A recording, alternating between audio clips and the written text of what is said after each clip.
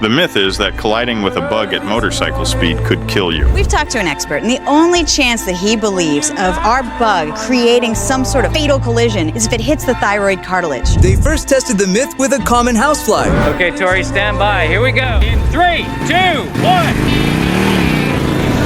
The fly only created 9 pounds of force, which isn't lethal. That's not enough to kill a human being. You need somewhere around 76 pounds of pressure to do that. We're gonna move on to the cicada. 3, 2, 1.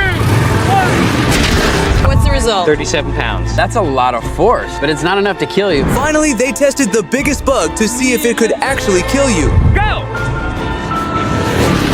That's over 100 pounds of force. That's a lethal blow right there.